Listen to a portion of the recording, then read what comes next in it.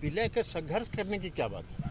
विलय करने की बात है। अगर आप पार्टी अलग चला रहे हैं और हम लोगों ने अगर ये कहा कि आप पार्टी का अपने को विलय कर लीजिए, अलग अलग दुकान, छोटा छोटा दुकान चलाने से क्या फायदा है? हमारे पास तो उनके पत्र की कॉपी है जिसमें उन्होंने जो ललन बाबू ने कहा कि वो निजी कारणों से अब मुख्यमंत्री जी के साथ चलने में असमर्थ है।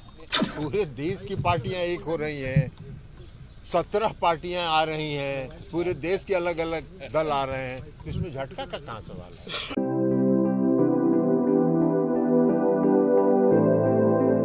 नमस्कार, टीडी न्यूज़ बिहार देख रहे हैं आप और मैं हूं आपके साथ शिवानी। आपको बता दें, जीतन राम मांझी के बेटे संतोष कुमार सुमन ने इस्तीफा दे दिया है। उन्होंने साफ तौर पे कहा था कि हमारे पास दो विकल्प थे। पहला विकल्प ये था कि या तो हमको जदयू में विलय कर जाना होगा, यानी हिंदुस्तानी अवाम मोर्चा को जदयू में विलय करना होगा, और नहीं तो दूसरा विकल्प ये था कि इस्तीफा देना होगा। उसी पर आपको बता दें, जब मीडिया कर्मियों ने जदयू के राष्ट्रीय अध्यक्ष ललन सिंह से इस बाबत पर इस चर्चा की तो उन्होंने साफ तौर पर कह दिया है कि इसमें गलत क्या है। जी हाँ, उन्होंने कहा कि छोटे छोटे पार्टियों को विलय कर जाना चाहिए, इससे छोटे छोटे परिवार को एकजुट होकर रहना चाहिए। अगर ये मांग उनके सामने रखी गई तो ये बात गलत क्यों थी? और जीतन राम मांझी के बेटे को अगर इस्तीफा देना था तो उन्होंने दे दिया है, इसमें कुछ गलत नहीं है। इन तमाम मुद्दों को लेकर कहीं ना कहीं जदयू के राष्ट्रीय अध्यक्ष ने जीतन राम मांझी के बेटे को भी घेरा है। साथ ही साथ क्या कुछ वो कह रहे हैं, पहले आपको सुनवाते हैं। इसमें हमारा आरोप लग रहा है कि आप लोगों ने दबाव दिया था पार्टी में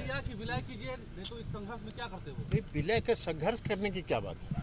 विलय करने की बात है। अगर आप पार्टी अलग चला रहे हैं और हम लोगों ने अगर ये कहा कि आप पार्टी का अपने को विलय कर लीजिए, अलग अलग दुकान, छोटा छोटा दुकान चलाने से क्या फायदा है? तो इसलिए इसमें बुराई क्या है? अब उन्होंने नहीं किया और उन्होंने कहा कि अब हम आपके साथ आगे चलने में असमर्थ हैं। इसके साथ और आगे किससे किससे क्या क्या उनकी बातचीत हो रही थी, ये वो बता सकते हैं।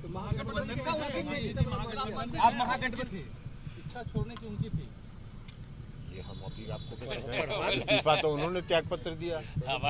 हमारे पास तो उनके पत्र की कॉपी है जिसमें उन्होंने जो ललन बाबू ने कहा कि वो निजी कारणों से अब मुख्यमंत्री जी के साथ चलने में असमर्थ है। उन्होंने पत्र में साफ लिखा है और इसको वो भी डिनाई नहीं करेंगे, हम समझते हैं। और इसका दोनों चीज़ है, उन्होंने इस्तीफा दिया, वो स्वीकृत हो गया, मतलब वो अब मंत्री नहीं है, मंत्रिपरिषद के सदस्य नहीं है। और उन्होंने मुख्यमंत्री जी को जब लिखा कि वो निजी कारणों से अब साथ नहीं चल सकते हैं, इसका मतलब है कि गठबंधन में भी नहीं है। साथ चलने का मतलब तो राजनीतिक मतलब होता है ना, जो राजनीतिक रूप से अब साथ नहीं है। और जहाँ तक विलय की बात है, साथ रहने पर ढेर सारी संभावनाओं पर विमर्श होता है। और दो पार्टी अगर विलय करती है तो एक ज़्यादा मजबूत पार्टी बनती है।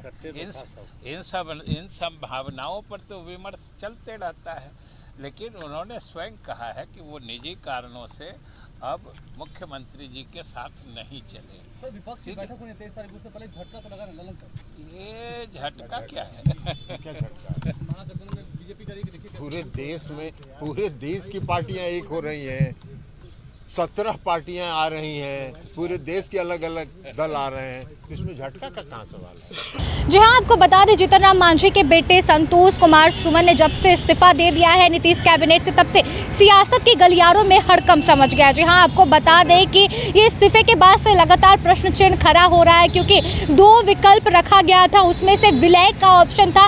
क्योंकि आपको बता दें कि साफ तौर पर संतोष कुमार सुमन ने यही कह दिया है कि हम अपने पार्टी को बचाना चाहते हैं, उसके अस्तित्व को खत्म नहीं करना चाहते, इसलिए इसको लेकर उनका पहला विकल्प यानी इस्तीफे का जो विकल्प था उनके लिए सही था। वहीं पर कहीं ना कहीं जदयू के राष्ट्रीय अध्यक्ष ललन सिंह ने इस पर करारा हमला बोलते हुए साफ तौर पे कह दिया है कि विलय का ऑप्शन सही था। अगर वो विलय नहीं करना चाहते हैं तो वो अपने रास्ते हैं, अगर उनके इस डिसीजन पर उनको सहमति नहीं थी तो वो उनका अपना व्यक्तिगत मामला है। उनका कहना है कि उनके अपने मामलों से उन्होंने इस्तीफा दे दिया है, पर हालांकि तस्वीरें कुछ और बयां कर रही है। फिलहाल इस रिपोर्ट में तय बने हमारे चैनल टीडी न्यूज़ बिहार के साथ। धन्यवाद।